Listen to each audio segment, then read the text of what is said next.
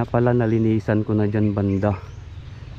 Yun, nilinisan ko na dyan, tinanggalan ko na ng mga damo. Kasi pag tong pakwan, gaganon lang to siya, iganon ko na lang yung mga ng tangkay na ay ng pakwan pag gagapang na. Kasi yung mga kalabasa dyan ko na lang ipaikot. Tapos plano ko dito ibakante na lang, hindi ko na lang lagyan, or basta kung saka na lang pag mabuhay itong pakwan. Kasi lahat ng pakwan iangat ko para hindi siya maghalo sa kalabasa. Tapos itong space na to na bago kong linis, siguro sa okra. Yan, okra. Yun na lang siguro, puro okra. Tapos shout out Manang Marilo.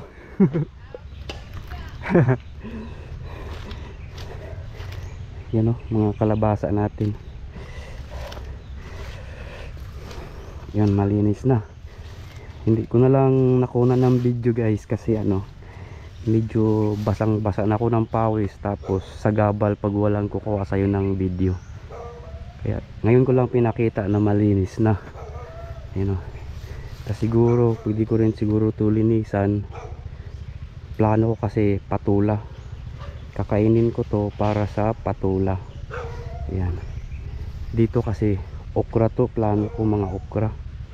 Yan, pag ganitong okra, ganon, i-okra ko na to lahat. Dito patula, kasi ayaw ko lang dun ang patula, kasi pag nagawa ako ng gagapangan nila, malapit sa mga maraming dahon, baka mamaya tirahan ng ahas, delikado.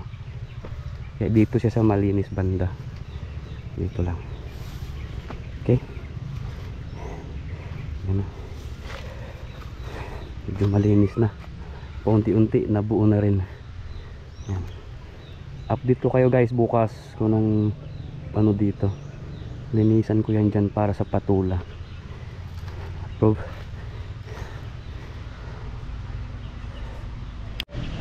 dito naman sa talong, hindi ako sure kung buhay or patay, kasi 2 weeks na siya, wala pa ring nasibol. Ito mga mga talong, dami kong tinanim dyan, kahit isa ko lang tumubo.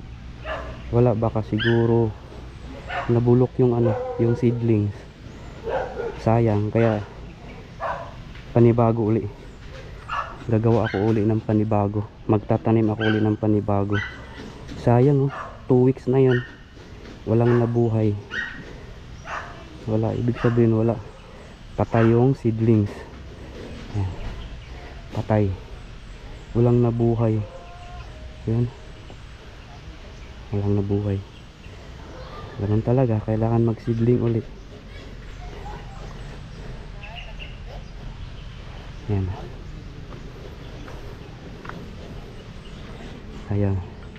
Pero yung ilan nating tinanim, yung kamuting kahoy, yan buhay na.